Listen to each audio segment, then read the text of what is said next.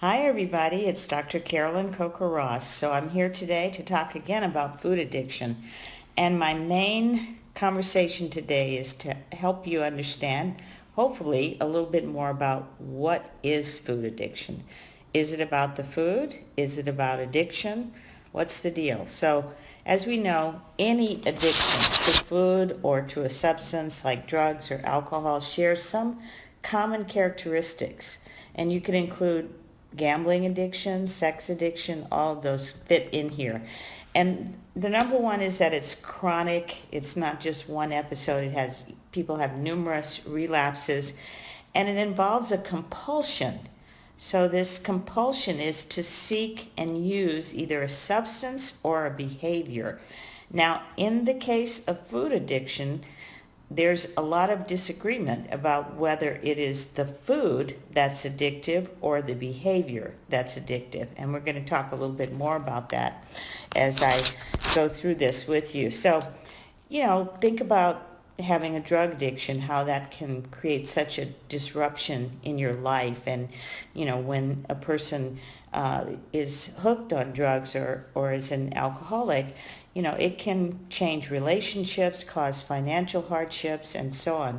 So food addiction, like addiction to drugs or alcohol, often begins as a way to deal with stress or certain emotions, or even to turn up the volume on what we call pleasant emotions like happiness or comfort. Or it can help us feel numb when we're flooded with emotions like anxiety or anger or sadness. So that's one of the ways in which we use food. And so it's important to start to make some distinctions about whether it's the food or whether it's how we are using the food. If you identify yourself as a food addict, you may be using food to deal with stress or to manage emotions. And once you start doing that and you go down that road of, having to have a certain food in order to feel comfortable or in order to tamp down those what we call negative emotions, once you begin down this road, you may start to obsess about certain foods, which I call your food fix. And maybe there's more than one, but they're common ones like chocolate or chips or ice cream. For some, it's savory foods like chicken.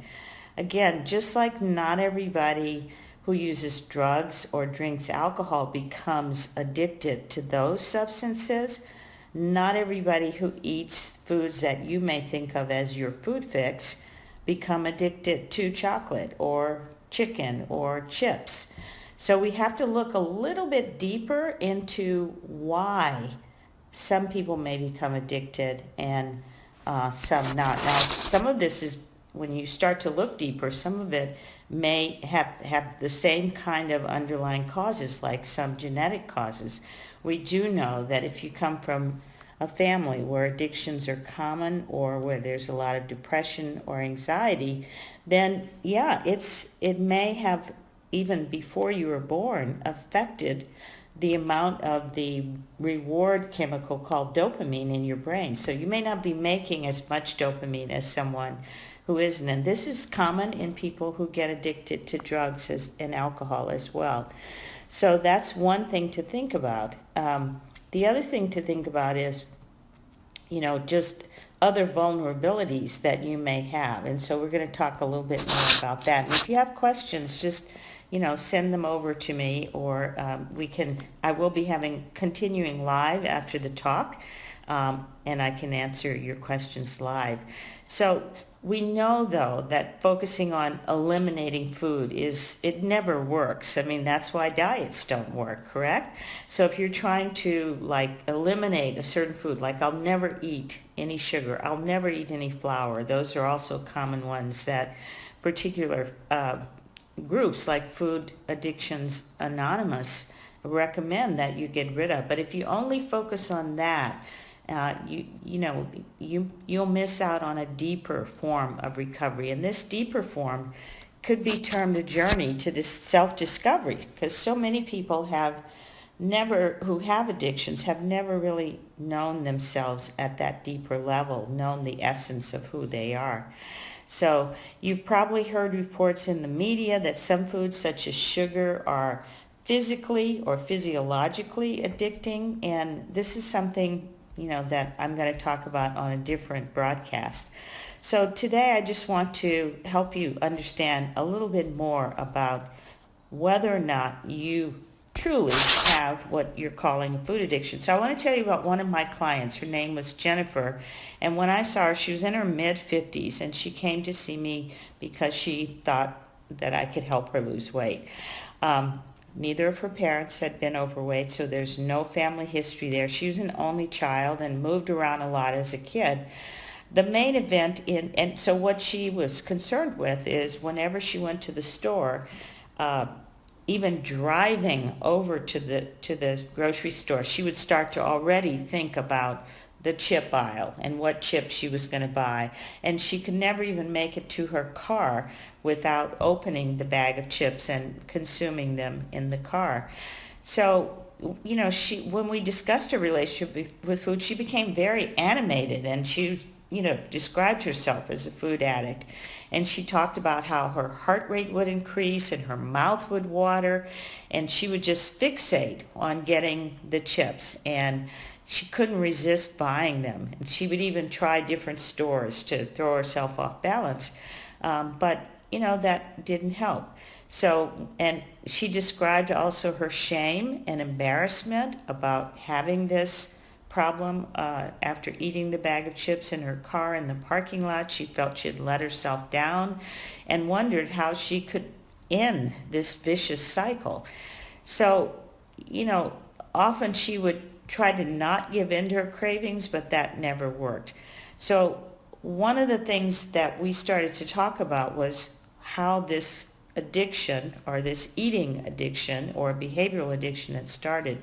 And for her, it started after a very difficult incident that happened to her in high school. And I'm not going to go into all the details of her trauma, but it was very traumatic and stressful, and it was something she had never shared with anybody. And that continued to be in the background, making her feel as if she was not worthy, not able to, be the person she wanted to be and to do the things she wanted to do because of this addiction to food, which stemmed from her trauma. But let me just tell you a little bit more about what's happening in the food addiction world. Yale University has developed what they call the Yale Food Addiction Scale. Now, this scale is really based on drug addiction. So it talks about things like, do you continue overeating that food despite consequences, and so on. And the Yale Food Addiction Scale has been used in research. So now they're doing research on food addiction. So this is very important.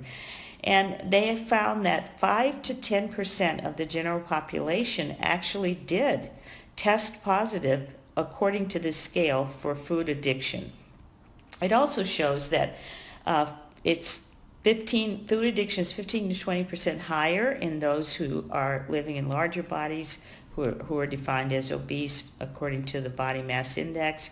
And even higher rates of food addiction are seen in those who are seeking bariatric or weight loss surgery, and in those with binge eating disorders. So there's something going on there that isn't completely defined by a person having a diagnosis of binge eating disorder, for example.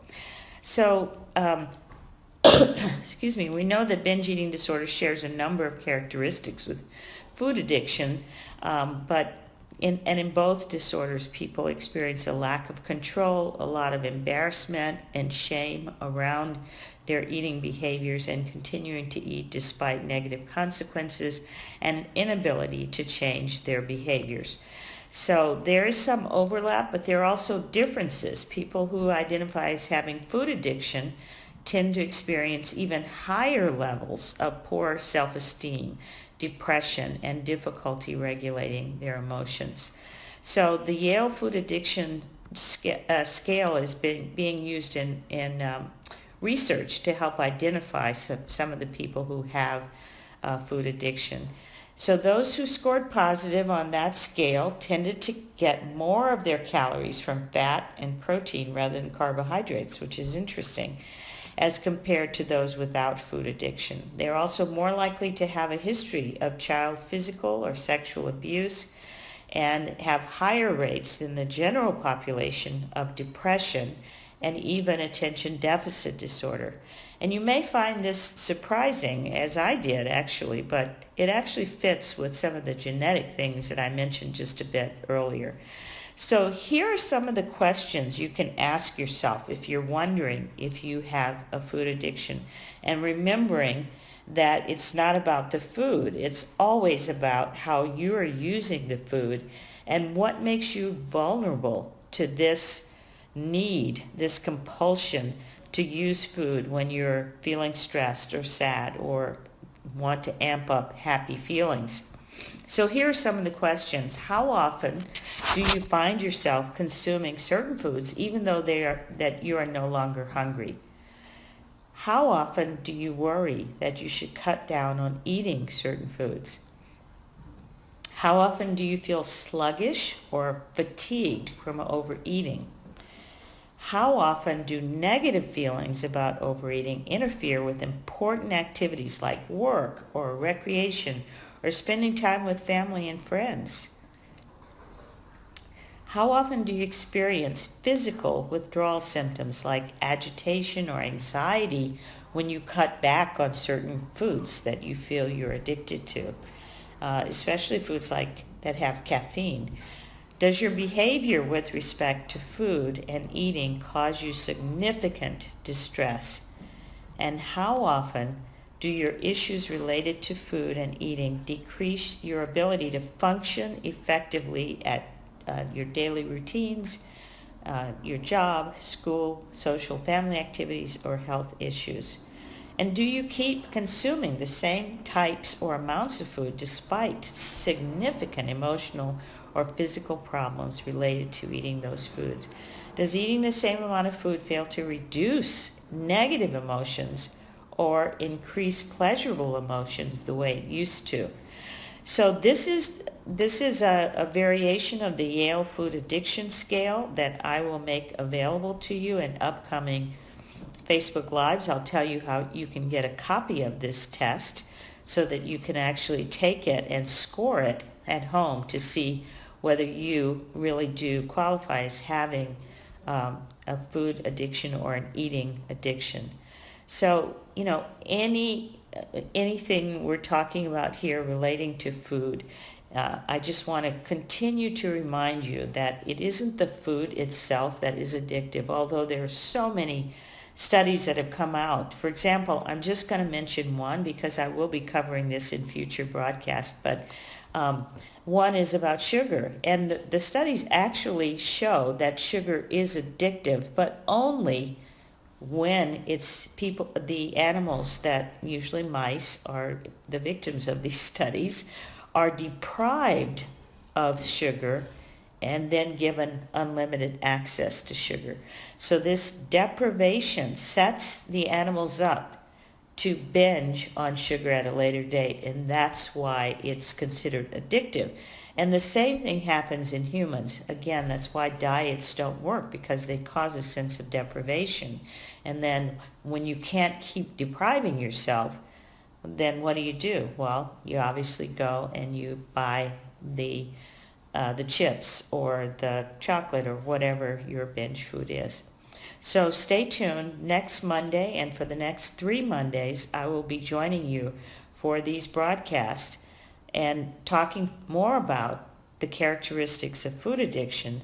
And in one of those, I will also make available to you both the food manifesto, the food addiction manifesto that I discussed in video number 1, and also the food addiction scale, so you can take that test at home and see if you yourself have a food addiction. Thank you for joining me.